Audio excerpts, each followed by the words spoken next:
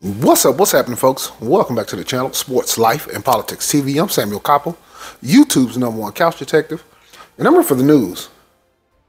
And here yesterday, I covered this case of Carly Russell, a young lady out of Alabama who disappeared off the side of the freeway. She said she seen a child, and she pulled over to help the child. Now, when I covered that case, I said in the case, the police is going to be mighty suspicious about what's going on when the young lady showed back up at the house barefoot and walked straight to the front door.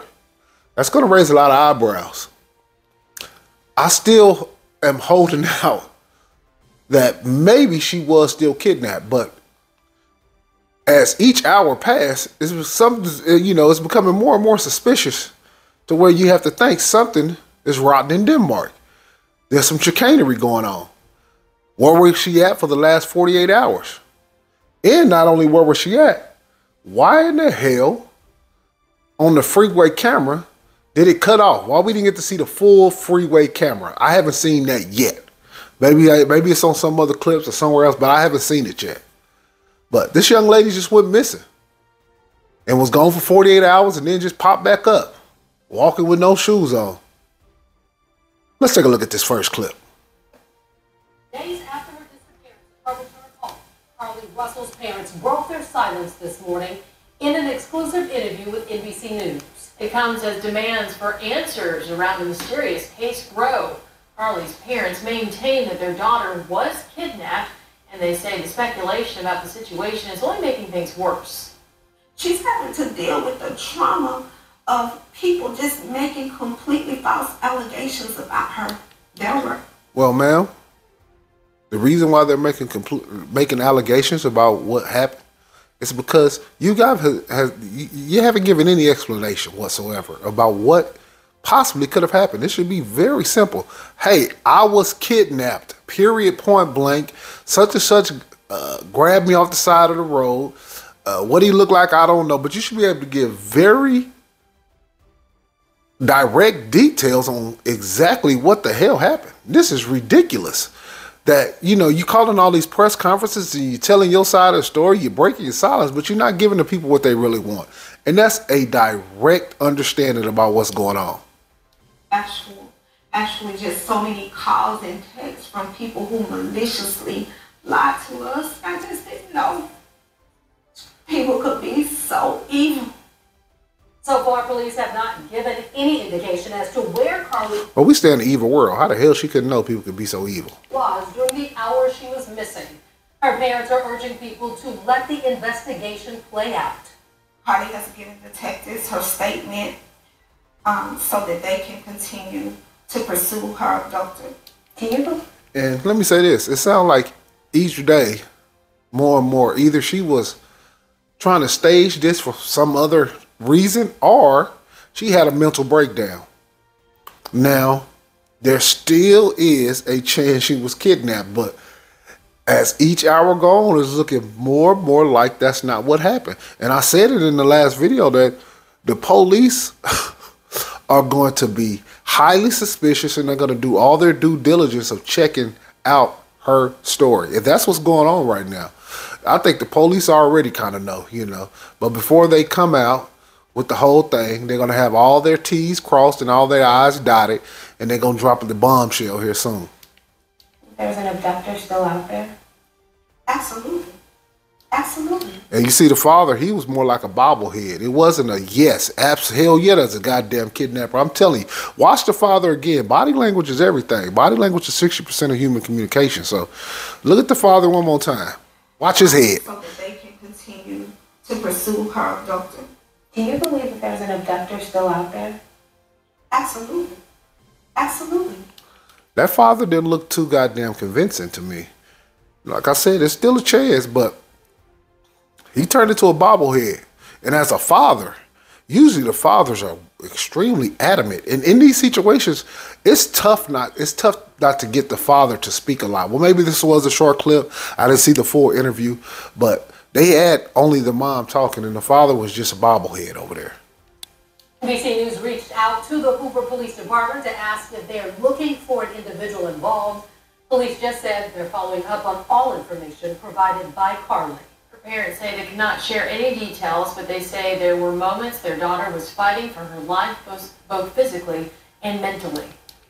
Now, when they say physically and mentally, they separated the two. Now, common sense would tell you if you fighting for your life physically, the mental part is already assumed.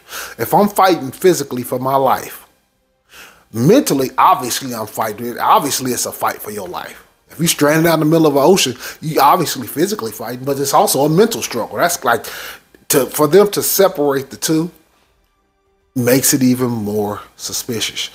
Or, let me put this out there, maybe they do have a suspect on who the kidnapper is. They don't want him to be, they want him to feel comfortable. So when they come get him, they go ahead and pick him up. You know, I'm just giving out all scenarios. You know what I mean? But looking at it on face value, looked like this young lady either staged this shit or had a mental breakdown. Mental health issues are serious in this country. But, you know, people do wild things for wild reasons, you guys. There's no doubt about that. Let's go on to the next clip. Now, I made this clip here over a month ago. 6 women found dead in the Portland, Oregon area sacrifice. Now, in the video, I told people I used to live in the Portland, Oregon area. And there's a lot of people who come up missing. Portland, I don't know, Oregon, I don't know if you've ever been up that way. Northern California, Oregon, Washington, the amount of pure forest and woods is unimaginable. So there's a lot of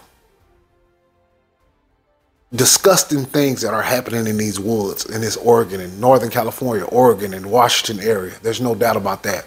And in that video, I said, in the news clip I covered, they said that they was like, oh, well, the woman, these deaths are not connected yet, such and such. I said, there's no doubt these deaths are connected. At least 4 of them, at the bare minimum, 4 of these deaths are connected, if not all. Could there be multiple serial killers in that area? Absolutely. But there's no doubt that these, that at least 4 of these murders are connected. And then guess what happened?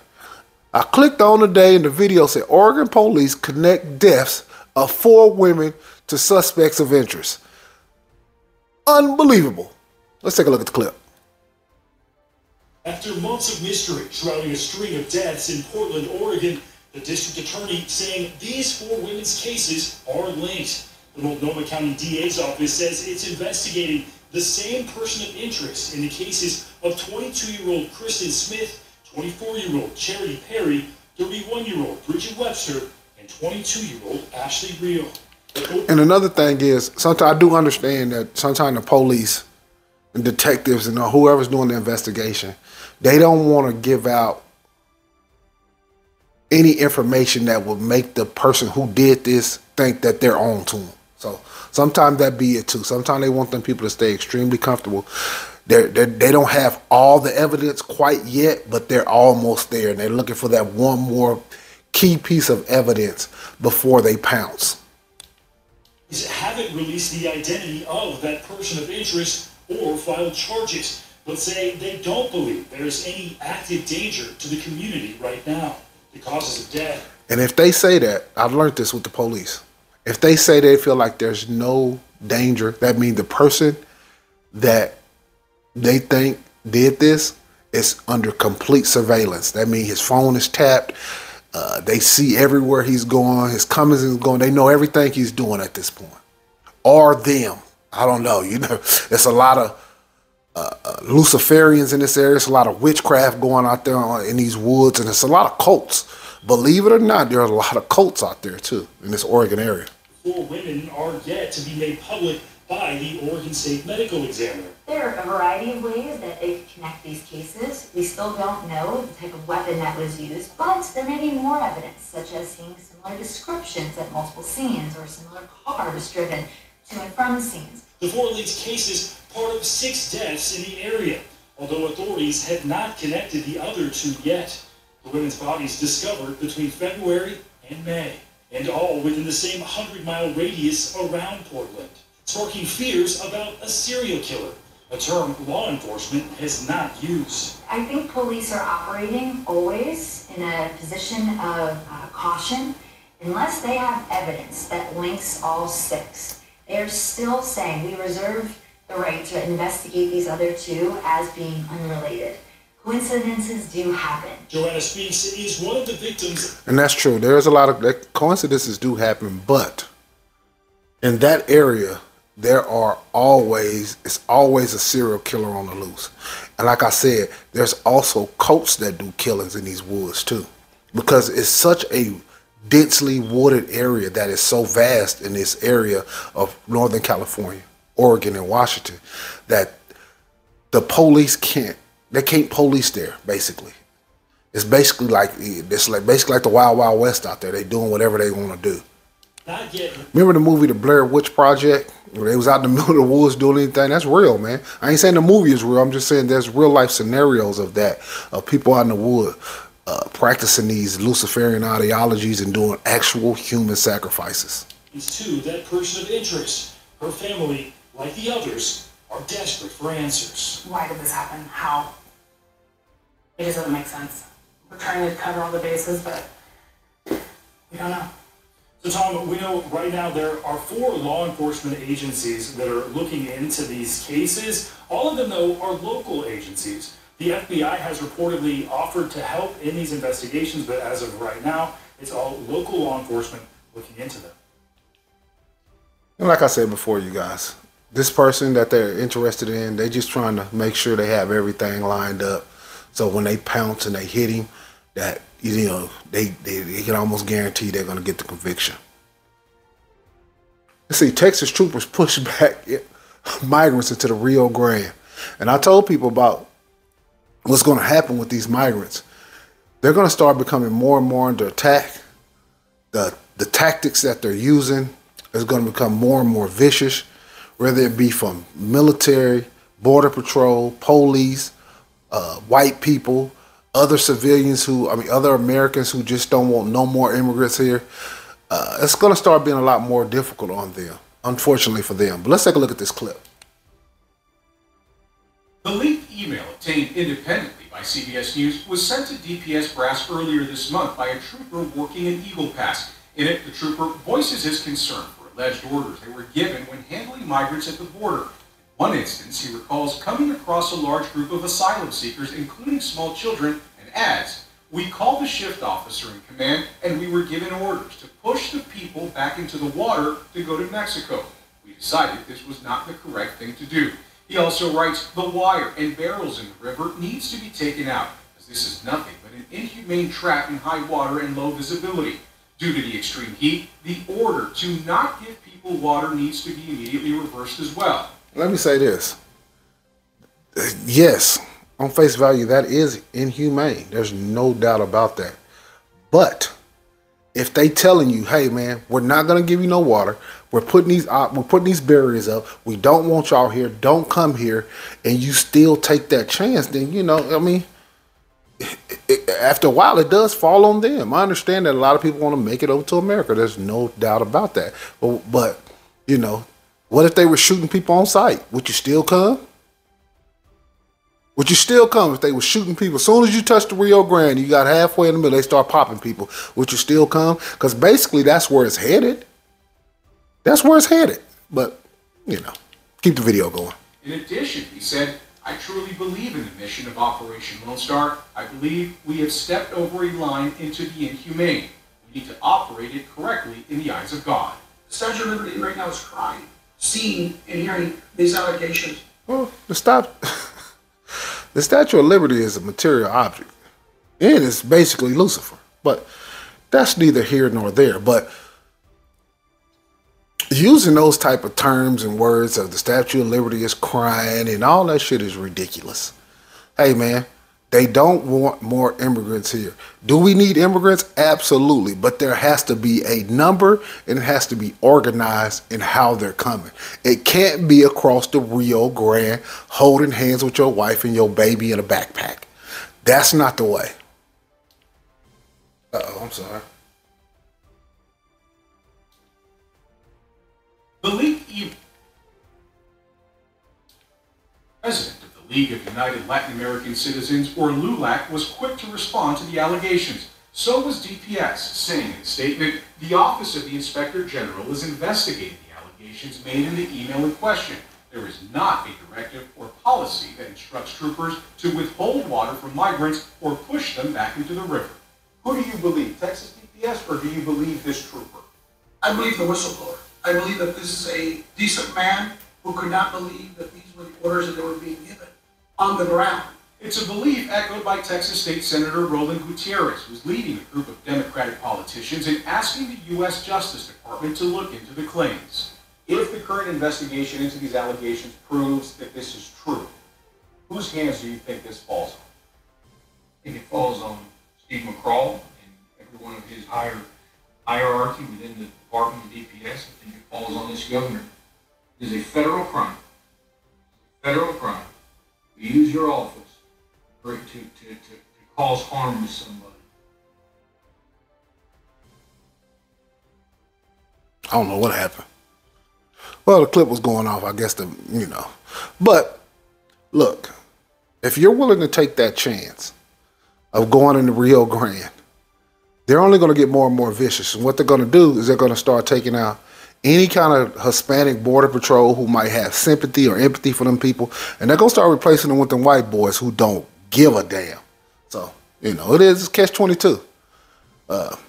You don't want to be in Mexico, and you damn sure don't want to drown in the Rio Grande. Let's go on to this next clip. American soldier detained in North Korea. Now, this is something that rarely happens, people getting detained in North Korea, because the question is, who in the hell wants to go to North Korea? Unless you was invited by the president of North Korea, or the dictator of North Korea, I'm sorry. Who in the hell wants to go to North Korea? But this soldier crossed the DMZ line. Did he lose his mind? Is he under MK Ultra mind control? Is this some kind of goddamn ploy or distraction? I don't know. But a black man who goes into North Korea voluntarily is unheard of. Let's take a look at the clip. An American soldier facing disciplinary actions from the U.S. military is in custody now in North Korea after running across the border. ABC News has learned Private Second Class Travis King had just been released from a South Korean prison where he was held on assault charges. Officials say King was set to be returned to Fort Bliss, Texas, but instead of getting on the plane at the airport, officials say he left and joined a public tour where he voluntarily ran across the border. That's some strange shit. Now, he was in a South Korea prison for 2 months. Now, you would think getting sent back home would be a good thing. You did your time, you get to go on back home. But that's like getting off the cross and then running into the frying pan. You got out of one thing, and then you're going to go run to the North Koreans of all people? There ain't no black people in North Korea. What? This whole story has got me confused. I don't believe it. The nigga don't even look like a real nigga. It looked like some shit they made. It looked like a sketch artist. Some shit they didn't. It looked like it looked like an AI generated nigga. I'm sorry, y'all. I just don't believe it. Let's take a look at this nigga one more time. Look at this. Had just been released from a South Korean. Look at it. It looked like some shit that's been photoshopped. That looked like a photo. They could be a real person. But goddamn, when you're doing stuff like this, it just makes you think like, man, this can't be real. Can't be real. Unless he had a mental break. Like I talked about earlier in this video. There's a lot of people who have a lot of mental health issues. And within the military, there's a lot of mind control going on in the military too, you guys. Believe it or not. Prison where he was held on assault charges. Officials say King was set to be returned to Fort Bliss, Texas, but instead of getting on the plane at the airport, officials say he left and joined a public tour where he voluntarily ran across the border. In terms of my concerns, I'm absolutely foremost concerned about the welfare of our troops. And so we will remain focused on this. King is the first American detained by North Korea in nearly 5 years. Something ain't right. Something's rotten in Denmark. And like I said, you guys, for a black man to voluntarily run across to North Korea is outrageous. even in a mental break, he would have ran into traffic before he ran into North Korea.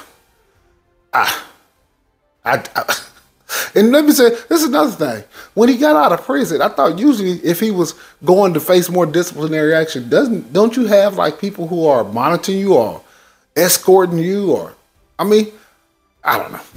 I don't know how the military operates when it comes to that type of scenario, but tough to believe, you guys. Really tough to believe. Tupac cold case gets new lead in Las Vegas. I'm actually here in Vegas, and I seen this little clip, and I was slightly interested. You know, Tupac is one of those people, they say he didn't die. And maybe he died physically, but they right. Tupac could never die. He's still alive. I mean, he's an all-time great entertainer, actor, rapper, and it seemed like he's a part-time damn near comedian. Let's take a look at the clip. A new development in the death of Tupac Shakur and that murder that happened here in Las Vegas nearly 27 years ago. And thanks so much for joining us live at 5. I'm Trisha King. And I'm Abel Garcia. The investigation has piqued the interest of many over the years. Now Brian Howat tells us why. And Abel Garcia probably wasn't even born when Tupac died. And this lady, when Tupac died, she was still a hot blonde. She was a young hot blonde when Tupac died. So she knows exactly who Tupac is. It ain't like the internet days where, you know, a lot of these rappers, some people might not know who they are, and then some people do. Back then, if you were famous, you made it on the cover of magazines, newspapers, and on TV, everybody from Wisconsin to Chicago to Montana to New York and California and back up and down, everybody knew who you was. So Tupac was really, really famous. And this old lady, exactly, she knows exactly who Tupac is. She probably was out, she's from, listen, this is in Vegas. She probably was around down that area when all this took place. Southern Nevada is being searched in connection with this death. A search warrant was served Monday in the city of Henderson near Wagon Wheel Drive and Interstate 11 at a home where Metro Police hope to find information related to the unsolved murder of Hey, and when he was doing this clip, it was 115 degrees outside. Hey, I was telling people, hey man, we can't do this indoors, but you see behind him, he had to get the Wagon Wheel Drive and Nevada State Interstate across both his shoulders. But hey man, I did that indoors. He's sweating hard as hell. He gonna fuck around skin cancer out there. Tupac Shakur. Almost 30 years ago, on September 7th, 1996, Tupac Shakur attended a Mike Tyson fight before hitting the town for a night out on the Strip. But the night turned tragic when a gunman opened fire on the car Shakur was riding in along Las Vegas Boulevard. The car came to a rest near Flamingo Road and Cobalt Lane. Shakur, who was hit 4 times, survived, but died 6 days later at UMC. The murder case has remained unsolved for nearly 3 decades. Former Metro police officer Chris Carroll was there the night of the shooting. I looked at him and I said, who shot him? He looked at me and he was trying to get his breath together, and I thought I was going to actually get some cooperation. So he looked back at me and said, F you. Yeah, listen to me. That's probably because that's not what he said when he ran up on Tupac. He probably said, we got your ass. And Tupac probably said, man, fuck you. I guarantee. Listen to me. Tupac, Suge Knight, all of these rappers, still today, but especially back then, they were completely under surveillance. They were watched 24 hours a day, 7 days a week. All their phones were tapped. They knew everything about where they were, what they were doing, and when it happened and how it happened. The feds followed them around all the time, including local and state agencies too, not just the feds. At the time of his death, Shakur was one of the most famous and influential rappers in the world. He was also an up-and-coming actor who had starred in several films. Tupac's life and untimely death, he was only 25 years old, had been the subject of much speculation over the years. Shakur was a Death Row Records artist at the time of his murder and is said to have gotten Casey, JoJo rivalry with fellow rapper the Notorious B.I.G. at Bad Boy Records. The Notorious B.I.G. was later gunned down and killed in an eerily similar drive-by shooting in Los Angeles in 1997. For more, yeah, and both them rappers, they were doomed to die. Yeah, they were never going to make it past 25. Neither one of them. On just what investigators were looking for, we're going to have to wait. Metro Police say they're not commenting on what they call an ongoing homicide investigation. Reporting from the city of Henderson for Channel 13, I'm Brian Howat. And let me say this, don't be surprised if they don't come up with some real evidence either. A lot of times in these type of cases, even within the government, they release legitimate files of old cases because all of the people who were involved are dead. All of the people that you possibly could prosecute are dead. And this has been 30 years later. I guarantee you that whatever they find, the people that you can pin this on are no longer here. Or if it is, it'll be some Negroes who will get punished at the end. If it's a white man, the white man will be already dead. But they will release legitimate information on these people. That go from Martin Luther King, Malcolm X, Tupac Shakur, Fred Hampton, anything that happens with these people and stuff that they did illegitimate, they will release that information. There's no doubt about that. But will they hold anybody responsible? Absolutely not. Take a look at this. Woman gored by bison at Yellowstone National Park. Another person mowed over by a bison. I'm so sick of these people walking willy-nilly around 2,000-pound beasts, acting like it's the bison's fault. Do I feel sorry for people when they get mowed over by animals? Well, it depends on the circumstance. If you had no idea that the animal was nowhere near around and you was completely oblivious, yeah, I have a little bit of empathy. But when you go to a place like Yellowstone, where it's known as a national park of wildlife, and there's been several different times where bisons have gored and ran and mowed people over, you got what was coming to you. Let's take a look at the clip. A 47-year-old woman from Arizona walking in Yellowstone National Park suffered significant injuries when she was gored by a bison. It happened yesterday when the victim and another person saw several bison and turned to walk away. That's when one of the animals charged and gored the woman. She was injured. My question is, how were you close enough to see the bison and then turn and walk away? What is going on? I'm rooting for the bison. Chest and abdomen. It's the first bison attack this year. 2 bison attacks happened last year in the park. Well, good.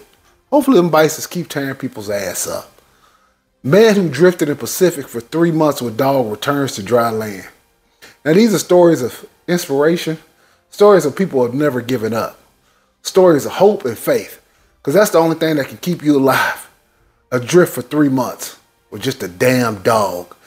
But white people love to go on these solo trips with boats in the middle of the ocean and take on the 7 seas. And when it goes wrong, there's nobody to blame but you. Let's take a look at the clip. Good thing. Well, Can already tell. No winner. okay, he really had a stroke of luck. An Australian sailor and his dog were rescued after spending 3 months adrift at sea. A Mexican tuna boat found 54-year-old Timothy Shattuck on his... What was a Mexican tuna boat doing off the coast of Australia? Well, obviously they were hunting tuna, but I didn't think they went that far out to get tuna. But Mexico, you learn something new every day. Only on Sports Life and Politics TV. Unbelievable. Boat about 1,200 miles from land in the Pacific Ocean. Shattuck says he and his dog Bella survived on raw fish and rainwater after a storm damaged his catamaran, knocking out its electronics. He now says he just needs some rest and good food after being alone at sea for so long.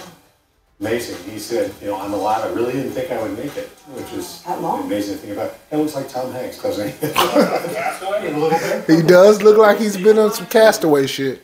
Hey, that had to be a hell of an experience. For him to survive that shit, it's unbelievable, you guys. That's extraordinary. But when you in these adverse situations, you can never give up. You got to keep hope, got to keep faith, and you got to keep fighting. Let's take a look at this. This is from the Gilgo serial killer suspect. He obviously had several different homes, and now they're checking another one in his house. Police haul more items from home of Gilgo suspect. Let's take a look at this clip. New York State Police traveling more than 700 miles to tow a Chevy Avalanche from Chester County, South Carolina. It's tied to suspected Gilgo Beach killer Rex Hjorman. Huerman reportedly purchased. Have you ever noticed when you see a serial killer, he always look like a serial killer? You ever notice that shit? You look at him and you say, he looked like he killed at least 15 people. At the bare, however many people, hey, listen to me, y'all. However many people they say he killed, he looked like he killed double that. It's tied to suspected Look at him. Look at his eyes. He looked like he killed more than what they said. And one thing about the serial killers, man, they might kill 12 people, but it'd be another 6 or 7 that just go unsolved. You never know. He might have went on vacation and start killing. You just never know. Rex Huerman. Huerman reportedly purchased this property in Chester County in 2022 and planned to retire there near his brother. Neighbors only reported brief interactions with Huerman when he was in town, one of them a bit odd. Walking down the street, tell me I went to the lab, walk down the street. Huerman also reportedly... What in the fuck did he just say? Oh, I got white people superior to my ass. That man just sound like he wasn't even speak. I want to give it everything. That's how many do. What? Only reported brief Hear him again. interactions with Huerman when he was in town. Tell me what he said in the comments. Walking down the street, tell me I went to the lab, walk down the street. Huerman also reportedly... Walking down the street, I got this skibbity dip. Unbelievable. The timeshare in Las Vegas. Local police say they are aware of Huerman's connections to the city and are reviewing unsolved cases for any involvement. The 59-year-old suspected serial killer is accused of murdering 3 women whose remains were discovered off the remote area of Gilgo Beach, and investigators are working to charge him with a 4th. Back on Long Island, investigators have been combing through the contents of 2 storage units in Amityville linked to Huerman that are roughly 10 minutes away from his Massapequa home. Are there body parts or things that we need to take a look at? Are there trophies of some of the victims? He probably has trophies, things that he took away, whether it be jewelry, whether it be articles of clothing, ID cards, anything personal, photographs that will remind him of his victims and of the experience of. And these type of people be Luciferians too, and sadistic. And don't you think for one second, any kind of articles of clothing or pictures or anything he kept, he masturbated to that shit too. As sick as that might sound, these people, he's dealing with some real wicked, disgusting, foul, inhumane, low down, dirty, rotten, scandalous, no good ass fucking people. Some of these people, man, you just can't trust them under no stretch of the imagination, man. But this man had a family. So he was going out killing other people's family members. Wow. Sick. Killing these women. You know, I just wanted to go over those clips today. A lot of things happening in the news, whether it be Carly Russell, it's a suspected serial killer in Oregon. Got Tupac, new evidence that showed up. You got a Negro who ran into North Korea, which is the equivalent to running into hell. But, you know, anything's possible. But, you know, that was the final clip of the day, you guys. I just want to go over these news clips. I appreciate you guys tuning in. This has been Sports, Life, and Politics TV. I'm Samuel Koppel, YouTube's #1 couch detective. I'm here for the news. Hit that like. Hit that subscribe. I just took your ass on a Tupac. I get around, right?